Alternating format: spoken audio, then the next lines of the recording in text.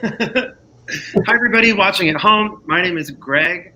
I am here with Pam Raposa and Pat Fegley, who are part of Theater 444's upcoming production of The Absolute Brightness of Leonard Pelkey.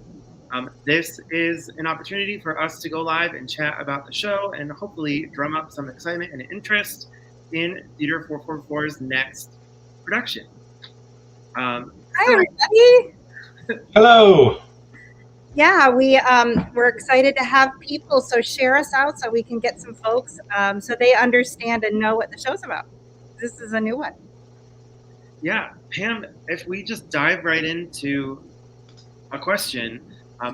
My first question is for you because I know that when you pick shows to produce, you put a lot of thought into why you're choosing that show. It's more than just a chance to do a show because you like theater. You really want to connect with a message, a theme, or something that's important. So why the absolute brightness of Leonard Pelkey? Yeah, that's a great question. When I was putting this season together, I really like to come up with a season that is cohesive and also diverse, so that there's a little bit of everything. So this year on our season, we focused around the theme of lost. That being lost can be a beautiful place to find yourself. And so we started the year with Tick, Tick, Boom, which was kind of an extension of Rent. We came off of Rent last year, and I was like, I don't even know where to go now, and so that just felt like a natural step. And that was really about the authorship of Jonathan Larson and how lost he was as a person and as a writer and in his career. And then in the summer, we did Alice by Heart, which was also about kind of being lost in the grief process and lost, like literally lost. And we took that show to the Rochester Fringe Festival, which was super exciting. And it was a great success. And, that was a whole wonderful thing. So we had two musicals, one small-ish and one normal-sized musical. And it was important for me to get a play into our season because I think it's important to have that diverse experience. And a lot of people don't go to plays because they don't include music, but I think that they're so valuable, especially some of the writing. And this particular piece is really well written and lovely. And this show is about someone who is lost. So it kind of tied into the season really, really well. And I guess that's why I picked it. I love the story of this. So. And since you touched on the music, I will just ask you sort of a follow-up question. Yeah. Something unique about this production is that you have someone who has written original music for the show. Can you talk to us about that a little bit? Yeah, I have a friend who likes to write rock music, and he lives in Massachusetts. Doesn't even live locally, but he and I have stayed friends for a long time. And I said, why don't you try writing me some music for this? And he read the script and really liked it. And he sent me a piece of music that is really beautiful and dynamic, which you just heard some of it. It's different, I think, than people might expect for this. So, yeah, it's pretty cool to have some original music written right for the show. Yeah, that seems like a very unique opportunity. And to continue the uniqueness, this production has only one actor, and that is Pat. Pat, what has it been like to be the only cast member? That's got to be an unusual experience. It is, and it's one I've never experienced before. So to not have anyone else around me to sort of feed off of or bounce emotions or actions off of is a little weird, but it's also quite interesting to place so many characters, sometimes one right after the other, sometimes almost at the same time.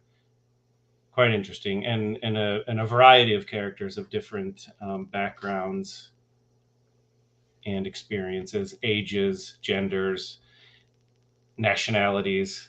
So interesting, but also quite nerve-wracking, to be honest.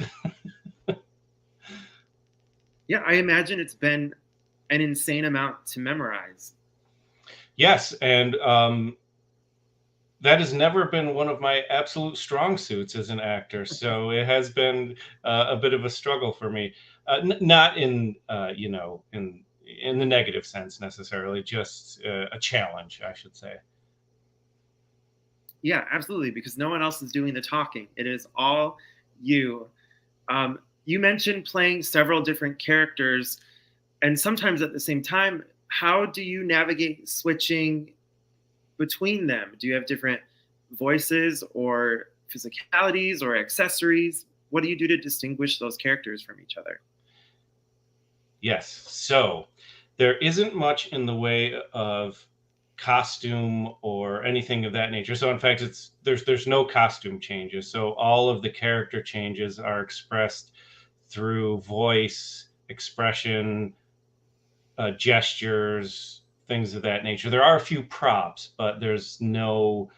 It's all through sort of storytelling that the characters change, and when there's some that are there's a few spots where some characters are sort of talking to each other in a way. Pam and I have really tried to work on this to make it not look odd. You know what I mean? So it has become kind of Not like about. a Yes, right. Exactly that. Yes, exactly that. So it has become sort of a challenge to figure out timing and movement to express the idea that these two characters are talking to each other, but not doing exactly what you just did, right? So it might just be a turn of the head or something of that nature instead of a really big movement of some kind. And there's not too much of that, so it wasn't too difficult, but it was an interesting challenge. Though, Pat, like Yeah. we've been really examining, like, where is the person I'm talking to, and where, Mhm. when do I turn this way and when do I not turn? And so we've been really kind of playing with the technicalities of things and being really detail oriented about it, I think. Yeah. Yeah. I imagine it'd have to be pretty detailed. Otherwise, it could get confusing, right? Yeah. Luckily, we've Pam and I have really worked together to make each character sound distinct, as well as to the best of our ability when it's just me, right? And I don't change the way I look throughout the show, but to also use physicality to differentiate between the characters. So different sounding characters, that helps a bit. But that in itself was also kind of a struggle because some of the characters are similar enough that we really had to kind of work to make them sound appreciably different so that we would know who it was we were seeing and talking to. Do you have a favorite character so far? Yeah, I think my favorite is there's a character right about in the middle of the show who shows up for a scene. Her name is Marion Tochterman, and she has one bit in the show, but it is to me very interesting and very pivotal part of the show, um, because it shows it explains an aspect of the character Leonard Pelkey that we've sort of got an idea of, but she's kind of narrowing in on exactly why he was so special to her and to some of the people, some of the other people he encountered, and it's very very human. It's a very human scene, even though there's also a bit of humor in it. There is a lot of brevity in the script. Mm-hmm.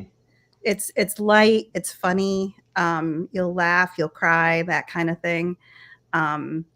It's real, but also very funny, and the characters are very larger than life kind of characters.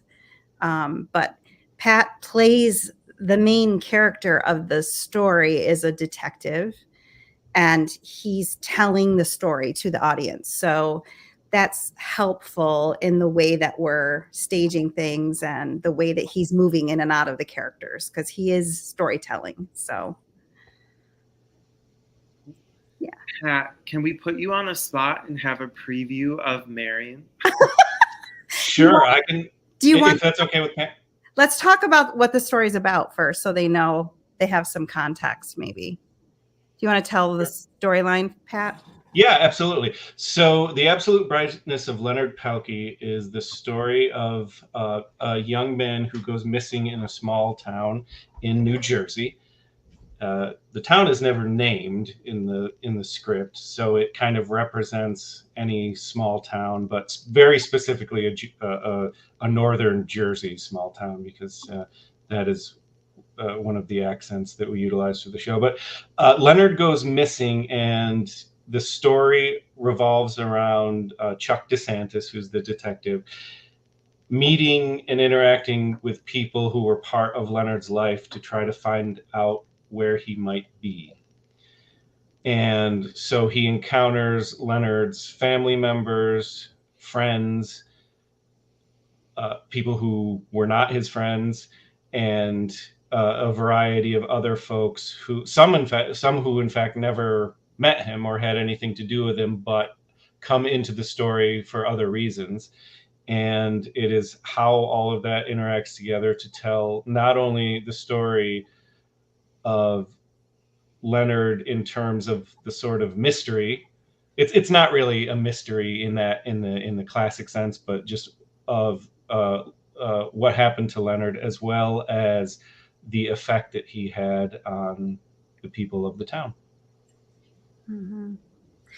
Yeah, and in reference to his brightness, I think that I think we've all met people that just kind of radiate this kind of like energy and joy, and this ability to just be authentic and who they are in their whole person, and they're not afraid of that. I think we've all met somebody like that in our lives, where we kind of just like their brightness really show. It really shows when you talk to them, or you want to be around them, because they are who they are. So, yeah. So, a preview of Marion. Sure, we can do that. Do you want to perhaps ask me a question that Marion might answer, and Sure. I will try that as well. So it'll be a little bit of sort of improv as well as character work, I guess. Sure. So this is really an acting exercise. Yes. This has been unrehearsed. We'll see how well Pat can handle this. I think they describe her as a high-haired redhead with a smoking addiction. Yes. So if Marion had to describe an outing at the grocery store, how might that go? Oh, honey, let me tell you. I spend most of my time in the grocery store browsing the decongestants. If you can't tell, I got a little bit of the congestion going on. My doctor says it's because I'm smoking all the time, but I don't think I believe that. I think we could spend a lot more time with Marion. So great. Oh, she's so funny. Thanks for being brave enough to do that on the spot.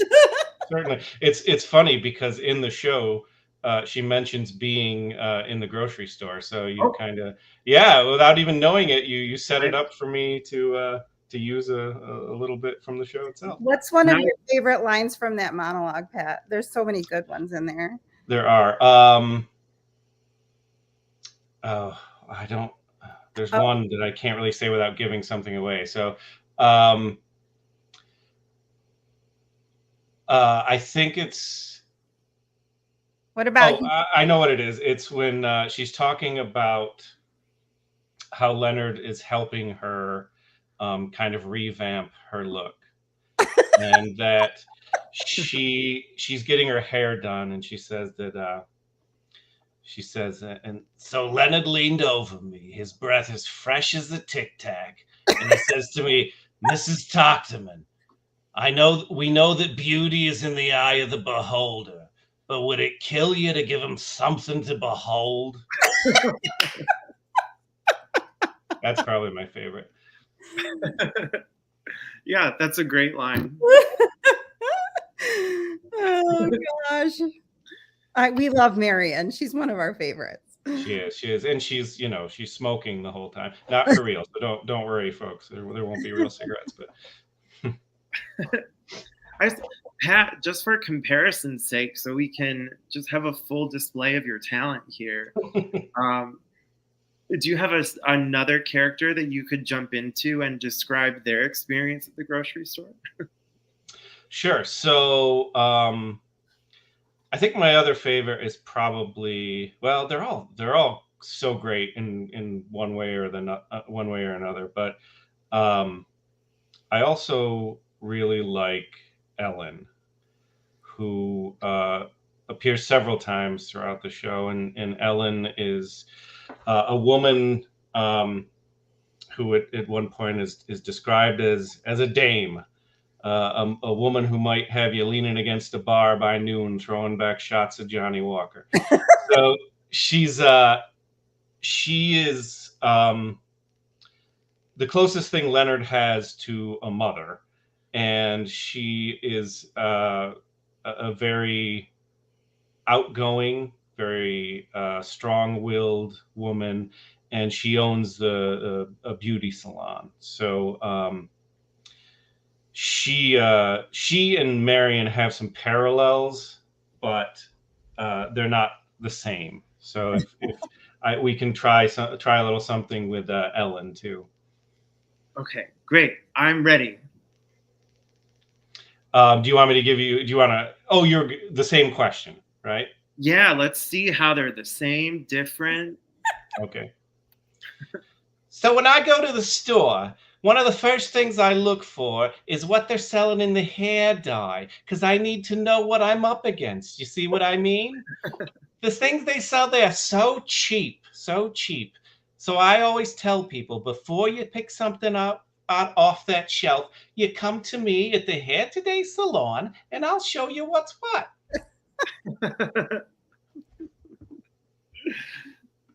A real businesswoman, an entrepreneur. That was fun. Thank you. Thanks. I had to tone my volume down a little bit because I didn't want to blow out a mic or anything. But does she get loud? She does. She is. I think for Ellen, loudness is just a part of who she is, and it's not. It's not meant to be necessarily offensive or aggressive. It's just who she is. And oh, go ahead. Oh, I was just going to say, Pat, or I was very worried in the beginning of this that I didn't want to do caricatures, so to speak, because I didn't want it to feel like this was a comedy. There's a lot of humor, but it's not comedy, if you know what I mean. There's a difference, I think. But anyway, and Pam and I talked a lot about this, but I did some research into accents and watched some reality shows and things like that, and I realized, oh, there are people who talk and sound like very similar to Ellen, and they're not caricatures. They're real people. They're real human beings. So that kind of made me feel better. I can go a little more without feeling like I'm going into the realm of farce. You know what I mean? What's one of Ellen's lines that you really love? She has so many. She does.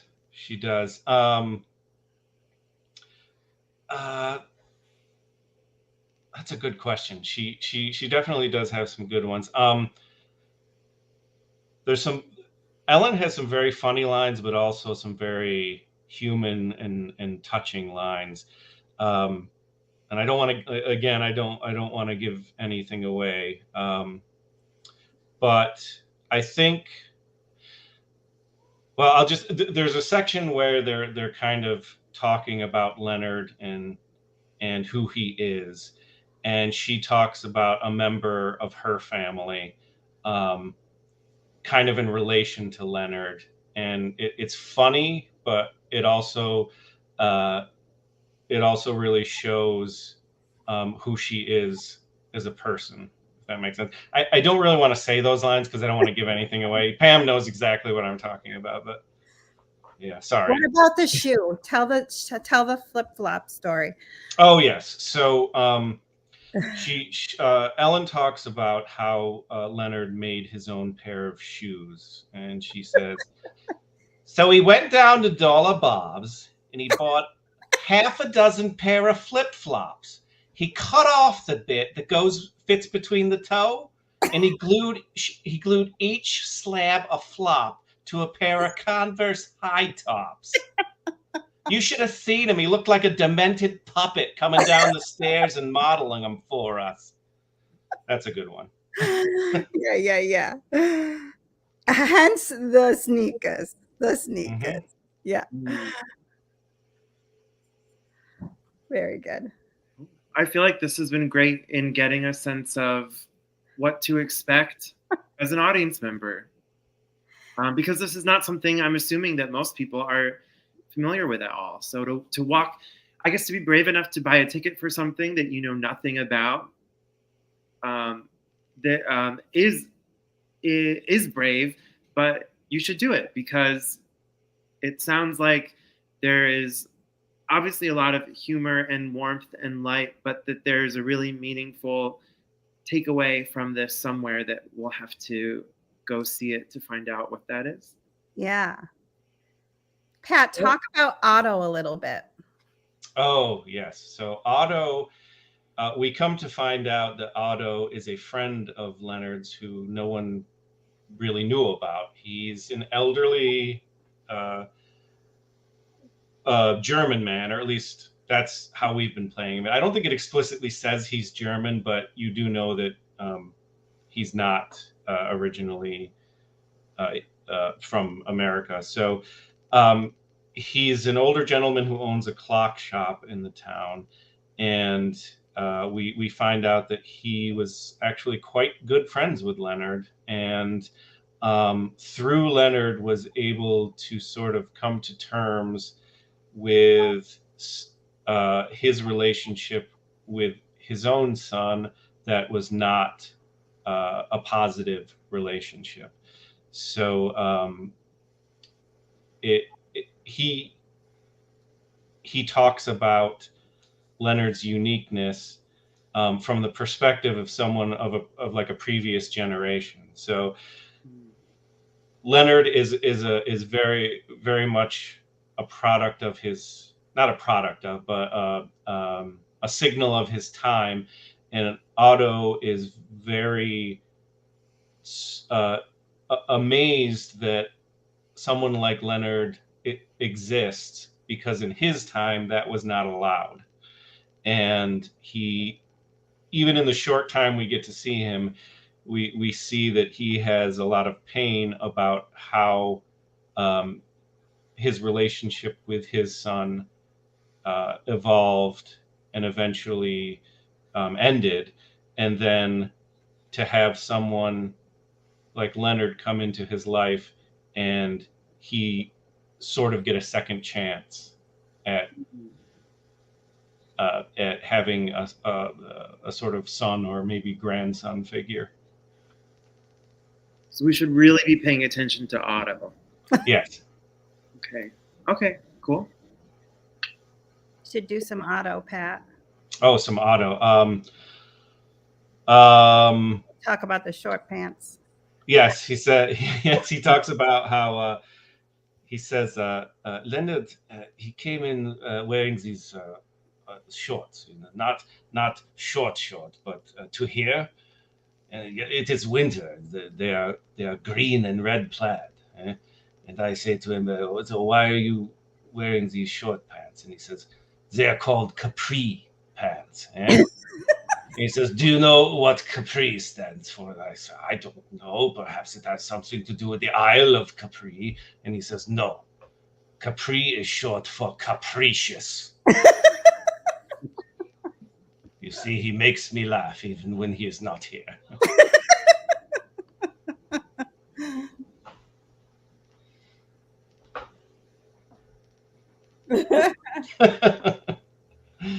And those are three very different characters that we've heard. And how many do you play? Is it 9? It's 8 or 9. I think 8 or it's 9, maybe. Yeah. And Yeah. Buddy, what about? Is it Buddy? Oh, Buddy Howard, yes. Yeah. So we find out that Leonard was part of a local theater program run by Buddy Howard, who is a Brit who has relocated with his wife to the United States, and they run a drama school of which Leonard was a part. And we meet Buddy pretty early on, and he talks about how he's never. He says that. What does he say? Leonard is such a treasure. I mean, I don't think he was halfway through his intake interview when I turned to my wife, Sally, and I said, I have never seen a child express himself so thoroughly with jazz hands.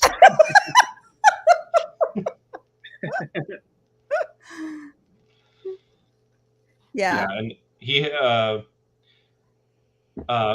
Buddy actually has one of what I think is the funniest lines of the show that I'm not going to say because I'm not going to ruin it, but it has to do with the pronunciation of certain words, and it's a good one. There's a lot of funny stuff in the show, and then it hits you with something super poignant, and it's just really well written. So, Pam, what do you hope audience members take away at the end of the show? What do they go home talking about? I really hope that oh boy, that's a hard one. I mean, I really think that the soul of the story is really about being who you are and being authentic and unapologetic about it, you know, and that's an okay thing to be. And that we live in a world where that can be problematic, right? For multiple reasons, for lots of different types of people.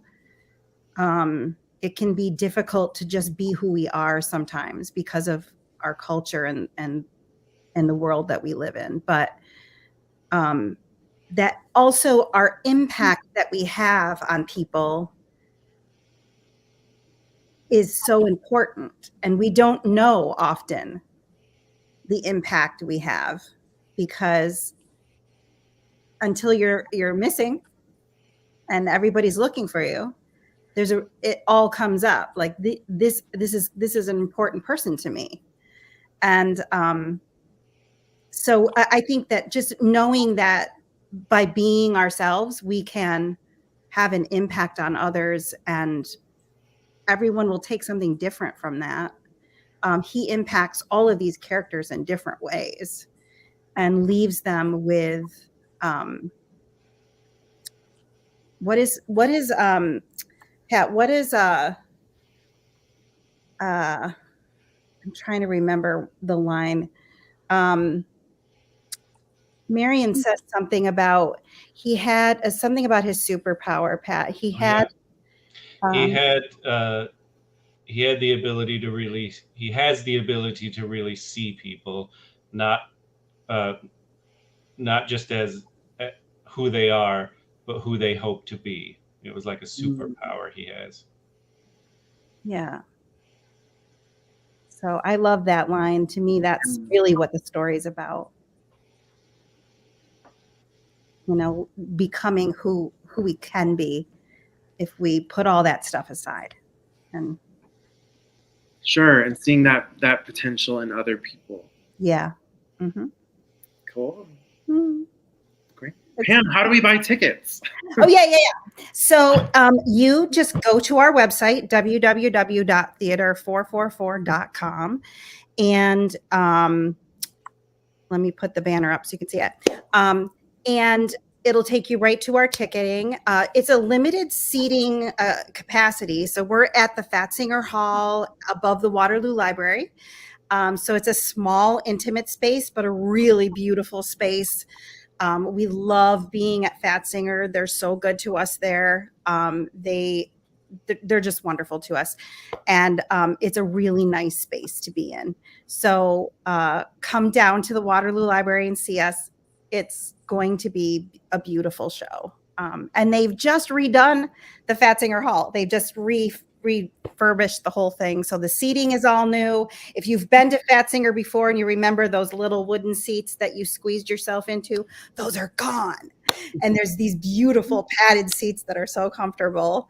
We love them. So yeah, come on down to see the changes in the theater. It looks really nice. So the show is November 16 through 19, and it's 8 p.m., 16, 17, and 18. And then on Sunday the 19th, we are doing a 4 p.m. show. And we learned that when we went to Fringe in September, we had a 4 p.m. show. And so many people gave us feedback about really, really liking that time. This is a 1-act show. It runs for an hour and maybe 20 minutes. And then it's over. There's no intermission. So it'll go quickly. You'll be out in time to go have dinner after. So 4:00 on Sunday. And tickets are $15 online. And then there are 2 more at the door. So if you get them online, you might save a little bit. It sounds fascinating. I've never heard of anyone producing this before, but I think everything that Pam, you and Pat have shared this evening seems very compelling. Yeah. So everybody should go check it out. Yeah. And we always love to do stuff that kind of makes people think and feel things, and might be things you don't always know, but we hope that you trust us enough to come and see what we're doing, because we know that it's valuable. We're not going to do something that we don't think is really going to be great. So we hope people will take a chance and come out and see us. It's going to be really lovely. Yeah. So go ahead. I just feel like if there's so much theater around now, and community groups and people seem to just start like new organizations all over the place so that they can do the work that they want to do. And I think what that also means is that there's a lot of community theater that's well intended, but doesn't always hit the mark as far as being an experience that an audience member can fully enjoy, even if those creating it had a meaningful experience. I feel like Theater 444 pretty consistently delivers something that is impressive, and that if it weren't, you would probably pull the plug before an audience got to see it. You know me too well, Greg. Yeah, because I know you also care about theater and community theater and want it to be of value. So, right. So I guess I just share that so that anyone who maybe is on the fence about giving it a try, just try it. It's going to be great. Pat's working super hard, and it's a great script. So I think it's going to be, and it'll be unique. You'll never see something like this. It's really special. It's really special. Thank you for sharing all of this with us. Yeah, before we go, I just want to thank our patrons. They keep us going. This year, we had a goal and we almost reached our goal for the year. And I appreciate that so much. We can't do what we do without these folks. And that's just the bottom line. We love to make theater and make art for you, but it's expensive. And we aren't always able to have the financials to be able to follow through on things that we want to do. Like we just don't have a home, we don't have a space, so we just do the best we can with what we have. But these folks really keep us going, so we're so appreciative to them. And pretty soon you're going to see some requests coming out for our new season. So 2024 season is starting to shape up. We're excited about it. Starting to put things together, and so you'll be hearing about that in the next couple months, and looking for a new set of patrons for 2024. So we do hope our current patrons will continue to be patrons for us, and then also to get some new folks on board with us. We really appreciate that support. It's really important to us. So thank you for that. And I also need to say, Alice by Heart, which we did at the Fringe this summer, which really got amazing reviews. We had great crowds in Rochester. It was literally just a gorgeous show, and we were so proud of it. And we were nominated by our viewers, people that saw the show, and nominated us for Broadway World Awards. And so right now, all of these people on this list, which is practically everybody, almost everybody that worked on the show, have been nominated in multiple categories. And voting is open for Broadway World Awards. We really hope that you will take some time to go and vote for all of the categories that we're in. At least we're in all the non-professional categories. But if you could take some time to go do that for us, we would so appreciate it. It's so exciting to be nominated, and it's such an honor. But it really won't matter if people don't vote.